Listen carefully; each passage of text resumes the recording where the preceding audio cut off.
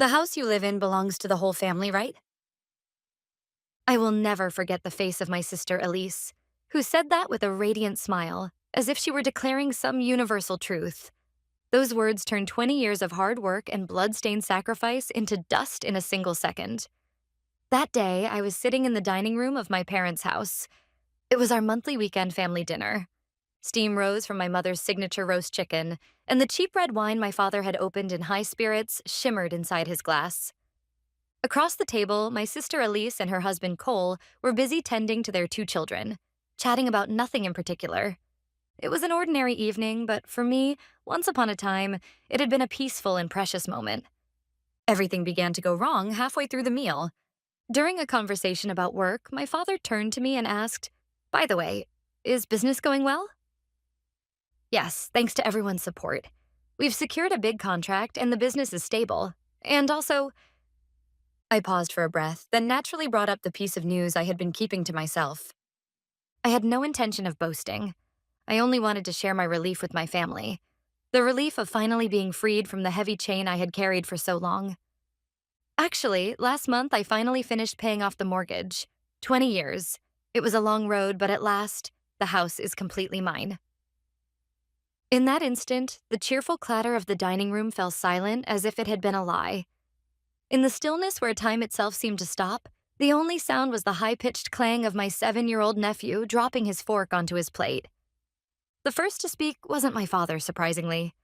What came from his mouth was less a word of praise than a sigh of resignation, as if he already foresaw the trouble to come. "I see. Well, that's quite something." My mother said, "That's wonderful," but her eyes flicked toward Elise, as if to say, "Please, not now." Then, trying to mask the tension, she hurriedly returned to wiping her grandchild's mouth. They knew. They all knew that this peaceful meal was about to reach its end. And it was, of course, my sister Elise who shattered the frozen air. "Wow, that's amazing. Wait a second. Does that mean the house is completely free now? Like, no mortgage, no liens, nothing?" I didn't miss the way her eyes gleamed, sharp and hungry, like a predator that had just found its prey. Next to her, Cole exclaimed cheerfully, "No way, Vanessa! You get to live in that mansion and only pay property tax? That's insane." But Elise's interest was on a completely different level. She placed her knife and fork onto her plate with a sharp clink and leaned forward across the table. Then, as if seeking agreement from the rest of the family, she spoke clearly. "Then that means the house isn't just your personal asset anymore, right? It's our family's shared property now, isn't it?" Those words were a declaration of war. I quietly set my wine glass down on the table. Feeling the chill spreading through my fingertips, I forced my voice to remain calm. "Elise, I don't know what you're talking about. Don't make bad jokes. That house is my personal property, bought with the money I earned at my company. Nothing more, nothing less." Elise shrugged her shoulders in exaggerated innocence. "I'm not joking. We're family, aren't we? Helping each other in hard times is what families do. You're single and don't even use half of that big house. We're struggling with 2 kids in a tiny, overpriced apartment. Isn't it obvious who could make better use of that place?" At that absurd logic, I quietly replied, "If you have that much to complain about, maybe you should try cutting back on a few luxuries. That watch on your wrist looks pretty expensive." Elise gently stroked her wristwatch, as if it were something precious. "This? Oh, this was a graduation gift from Mom and Dad. You spent your money on your motorcycle back then, but I've always liked nice things like this. Not that I could afford anything this lovely since getting married." At those words, my mother, who had been silent until then, spoke up hesitantly. "Vanessa, maybe you could at least think about what Elise is saying. Just imagine how happy Dylan and Tessa would be if they could play in that garden." "Mom, what are you saying?" My voice rose before I could stop it. I couldn't believe those words came out of her mouth. When I looked at my father, he averted his gaze awkwardly and drank his wine in silence. That silence was his quiet agreement with her. I realized then that I was completely alone. Elise, sensing her parents' support, smiled triumphantly. "See? Mom and Dad understand. You're successful in business, Vanessa. Buying another house wouldn't be hard for you, right? Sharing a little for your family wouldn't hurt anyone." "Sharing?" I let out a cold laugh. "Sharing, you say?" Do you have any idea what every pillar and every brick of that house is made of? They're built from my 20 years of blood and sweat, and from all the time you spent living comfortably while I was working to create it. Are you seriously telling me to share that? My voice was quiet but hard as steel, and the children flinched in their seats. But there was no stopping me anymore. My words sliced through the air of the dining room like a blade of ice. The confident smile vanished from Elise's face, replaced by an ugly look of anger. What's with that attitude? Blood and sweat? Don't exaggerate. You turned your hobby into your job and lived however you wanted. However I wanted? I laughed through my nose. For the first 5 years after I founded Apex Velocity Motors, I didn't take a single day off. While you were out picking your wedding dress with Cole, I was covered in oil and mud fixing other people's bikes until midnight. Confronted with the truth, Elise was struck speechless. I turned toward the two people who held the key to this farce. My parents. Dad, Mom, do you really think Elise's absurd logic makes any sense? You're honestly telling me to hand over the house I spent 20 years building to someone who hasn't lifted a finger to earn it? My father finally spoke, his voice heavy. Vanessa, Elise and Cole have children. You're on your own, but they have a future. Try to see it like an adult. Those words severed the last remaining thread of connection in my heart. I had nothing left to say. I see. So that's your answer. I stood up quietly. I placed my napkin on the table and picked up my handbag. There was no anger or sadness left in my movements, only the cold resignation of someone who finally understood everything. All right, now I know exactly what the word family means to you. My mother called out, "Wait," in a panic, but I spoke without turning around, my hand on the doorknob. No, Mom. The conversation's over. Forever. I closed the door of my parents' house behind me. The dull thud that followed marked the end of my old life. I sped down the coastal road on my beloved vintage Harley, returning to my own fortress. After parking the bike in the garage, I opened the heavy teakwood door and stepped inside. The living room was wrapped in silence. Beyond the window, the night sea stretched out endlessly, calm and unbroken. This was the culmination of my effort. My sanctuary, untouchable by anyone.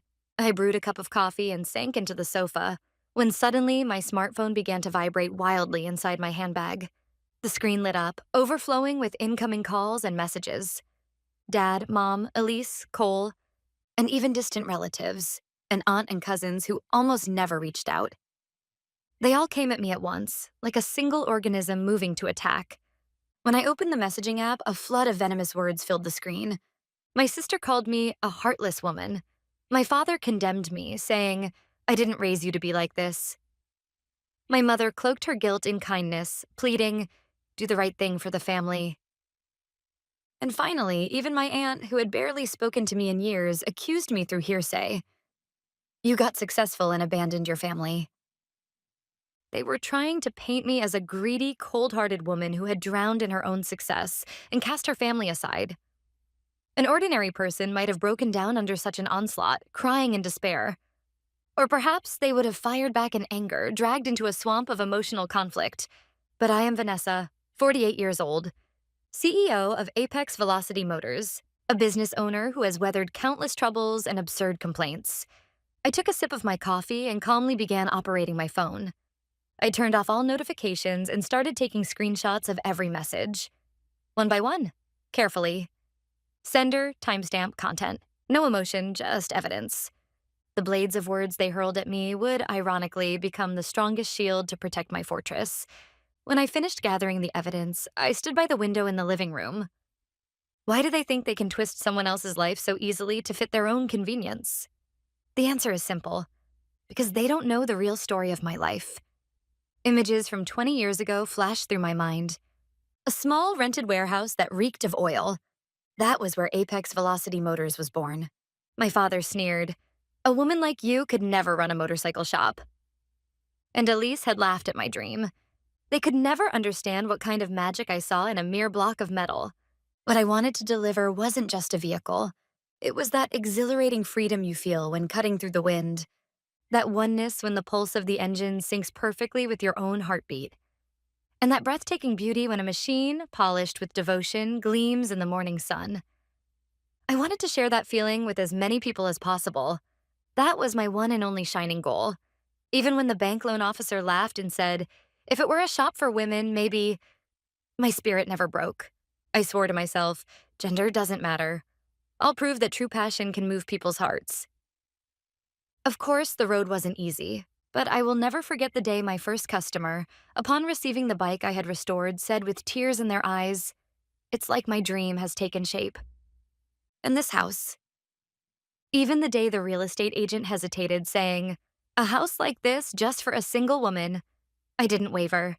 I spread out my flawless business plan and said, I'm the CEO of a company that sells dreams.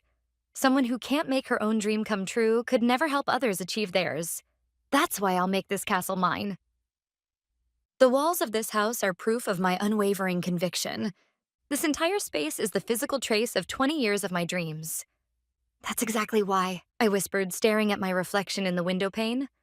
I'm no longer at an age where I need protection. It's time to protect what's mine, with my own hands. This house is my soul. I'll never let anyone take it away for the sake of convenience or emotion. A fierce flame of determination burned within me. 2 weeks had passed since that stormy dinner. The barrage of messages from my family had stopped as suddenly as it began. Perhaps they had finally realized how unreasonable their demands were and given up. That faint hope began to grow in me, until that Saturday morning. I woke to the deafening roar of a truck engine and looked out the window in disbelief. A massive moving truck was parked in my driveway.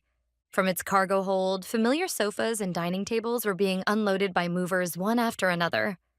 And there, standing with her arms crossed, directing it all like the mistress of my home, was my sister, Elise. The sofa goes right in the center of the living room, and those boxes over there, take them to the kids' rooms. Be careful not to scratch anything, handle them gently. Beside her, Cole stood with his arms crossed, looking uncomfortable, while the two children stood frozen, bewildered and anxious. I opened the front door still in my bathrobe and stepped in front of them. Elise, what on earth are you doing here? At my shout, the mover's hands froze mid-motion. Elise turned to face me slowly, as if she had been expecting my arrival. There was not a trace of remorse on her face. Instead, she wore a calculating smile that seemed to say, "About time you showed up." "Oh, good morning. As you can see, we're moving in. From now on, our family will be living here." Her brazen attitude stole the breath from me for a moment. She actually intended to seize this house. She truly believed that by physically moving in, I would be forced to give in. I swallowed my anger and, with a freezing calm, addressed the bewildered movers first. "Excuse me, which moving company are you with?" The foreman-looking man answered suspiciously. "Always moving company, but—" "I see." I nodded. "Everyone, listen carefully. This land and the building are the personal property of me, Vanessa Clark. The couple standing there have unlawfully entered my private property without my permission." The workers' expressions changed. The foreman glanced between Cole and me. "Hey, what's the deal here, Cole? Didn't you say your sister had approved this move?" "Well, that's, Cole stammered and looked to Elise for help. Elise blushed red and shouted, "She is my sister. This is a family matter, so it's none of your business." That statement was the clincher. I quietly took out my smartphone. "If any of you set foot on my property another step, I will call the police right now. The charge will be criminal trespass. You movers are committing an offense in the act." Police. Criminal trespass. In the act. The words I spoke had a devastating effect. The foreman of the moving crew, with a professional instinct, immediately realized this was not a simple family spat and that they must not be dragged into a legal mess. "Everyone, stop. Put the furniture back on the truck. Hurry." Ignoring Elise's panicked cries, the foreman apologized to me. "I'm terribly sorry, ma'am. We'll withdraw immediately. We'll bill Mr. Cole for today's dispatch fee at a later date." Within 10 minutes, the truck had gone, leaving only Elise and Cole standing there in stunned silence, and me staring at them with a cold gaze. The first round was entirely mine. Elise exploded in anger over the failed plan, but Cole restrained her. "Stop it, Elise. Let's go back to Dad and Mom's place for now. We'll rethink the plan." Rethink the plan. Those words proved, beyond doubt, that they had not given up on taking this house. Cole dragged Elise into the car, and they sped away as if fleeing. As they left, Elise glared at me through the window with a snake-like, vengeful stare. After they were gone, I began to act at once. I called the security company and set the motion detection sensitivity on the cameras to maximum. Then I went to the garage and gently placed my hand on my beloved Harley. It's okay. If they lay a finger on you, I'll make them pay a price that won't stop at a single finger. That night, my premonition came true in the worst possible way. An emergency alert flashed on my phone.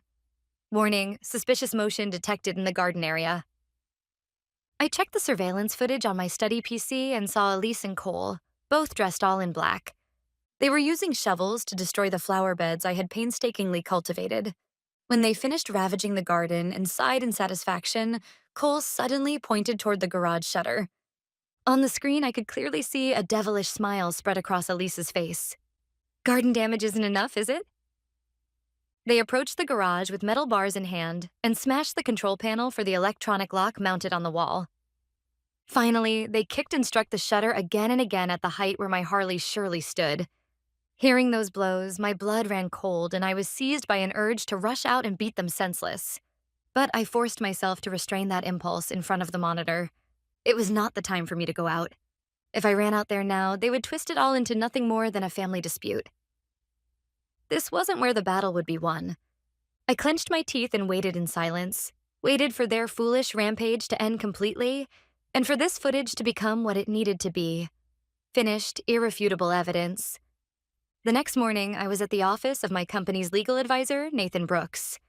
After he finished watching the surveillance footage on the large monitor, he spoke quietly, his voice laced with anger. This is terrible. It's far beyond a family quarrel. Vanessa, if you want, we can have them sent to jail. I nodded calmly. Yes, Nathan. This is a clear crime. So let their punishment be carried out properly, through legal and official channels. I explained the plan I had prepared in advance. First, I'll file a police report, along with this flawless video evidence. They'll be summoned for questioning on charges of property damage and trespassing. I see. So you'll start by mobilizing the authorities. Exactly. And at the same time, you'll send them a civil notice for damages. The claim amount is $4,000. If they refuse to pay, then we move to the next step. I'll release an edited version of the footage on my company's social media as a public warning about criminal activity in the neighborhood. Nathan gave a sly smile. Official legal pressure on the surface and the threat of public exposure underneath. You really do know how to fight. I'm not fighting because I want to, but if it's to protect my castle, I'll become the devil itself. That afternoon, I went to the police station. After reviewing the footage I submitted, the detective said, "This is serious. We'll begin the investigation immediately and summon the suspects for questioning." A week later, the storm struck the Miller family. From what I heard, officers visited their home in the morning, and Elise and Cole were escorted into the patrol car for voluntary questioning. A few hours later, when the two of them returned home, utterly exhausted from the interrogation, the mail carrier arrived. In his hand was a thick, certified letter, addressed for personal delivery only. Cole accepted it with trembling hands, opened it in the living room, and the color drained completely from both their faces. The documents scattered across the table bore the heading, "Claim for Damages, Amount $4,000, and contained a number of horrifying evidentiary photographs from that night. My mother picked up one of the photos and collapsed into tears on the spot. The letter ended with a cold, concise line from Nathan Brooks. "If no sincere response is received within 72 hours, we will execute all legal measures, including publication of the evidence footage." The next afternoon, I received a weak phone call from my mother. "Vanessa, please reconsider. If Elise and Cole are arrested, Dylan and Tessa will be labeled children of criminals for the rest of their lives. Are you seriously saying you want your beloved nephew and niece to face that future?" As expected, my mother ultimately brought up kids. Her absolute sense of justice centered on the future of those dear grandchildren of hers. In the face of that distorted love, the magnitude of the harm I suffered became a trivial matter. I responded calmly but firmly to that reality. It is not I who is trying to ruin the grandchildren's future. It is Elise and Cole who committed the crime. Mom, you still don't understand who the real perpetrators are, do you? But those children will suffer. Enough. I cut my mother off. If you truly care about your grandchildren, there is only one thing you should do: make them properly pay for the crimes they committed. Before my mother could say anything further, I ended the call and blocked her number. After that phone call, all contact from the Miller family ceased entirely. Shortly after 11 p.m., with less than an hour left on the deadline, a short message arrived on my phone from Cole. "We understand. We will pay the money." A single line, a dry fact announcing their complete surrender. Thus, the battle over my castle concluded with my total victory. The next day, I heard from acquaintances that the Miller household had been thrown into chaos trying to raise the $4,000. Elise and Cole naturally begged our parents for help. However, our parents steadfastly refused to hand over the savings they had set aside for their old age in cash. "You reap what you sow," they said. They may have loved their grandchildren, but they did not have the resolve to touch their precious nest egg. In the end, Elise apparently sold the designer bags and jewelry her parents had given her before marriage to a pawn shop for next to nothing to scrape together the money. For a proud woman like her, that must have been a humiliation worse than death. But that was the just consequence for someone who tried to steal another person's castle. A few days later, I confirmed that exactly $4,000 had been deposited into my bank account. On the same day, Nathan Brooks's office sent me copies of the signed affidavits from Elise and Cole. "I hereby vow to never approach the residence or place of employment of Vanessa Clark again." That single sheet of paper drew an eternal borderline between them and me. That weekend, I raised a modest, solitary toast. I cooked a steak and opened a bottle of wine. I opened the window facing the garage and quietly lifted my glass toward my beloved bike, resting in the quiet. "Cheers to our castle." At that moment, a final message from Elise arrived. "I never want to see your face again." I couldn't help but laugh at that one line. What a coincidence. "Me neither," I murmured, then removed her contact completely from my life. A year passed, and calm days flowed through my castle. One clear Sunday afternoon, while I was polishing my perfectly restored Harley in the garage, my mother sent a short message. "I'm nearby." I replied, "Only for 5 minutes." And soon a sedan quietly pulled up in front of the house, and my mother stepped out alone. She stood before me across the gate, the borderline between us, and managed in a strained voice, "What a lovely house. I can see all your hard work is in it." After a pause, she seemed to gather her courage and slipped a small paper bag through the gap in the gate toward me. "This, Elise made this for you." She said no more, hurried back to her car, and left. Inside the paper bag was an imperfect homemade apple pie and a single card. On the card, written in a childlike, clumsy hand, was the single word, "I'm sorry." The pie brought back the memory that it had once been my mother's specialty and my favorite. Surely Elise had, while learning from our mother, clumsily tried many times until she finally managed it. I took a bite of the pie. It was sweet and just a little salty. Looking up at the sky, it was clear and endlessly blue. I swung my leg over my bike in the garage and started the engine. From my castle onto a new road. The future has only just begun.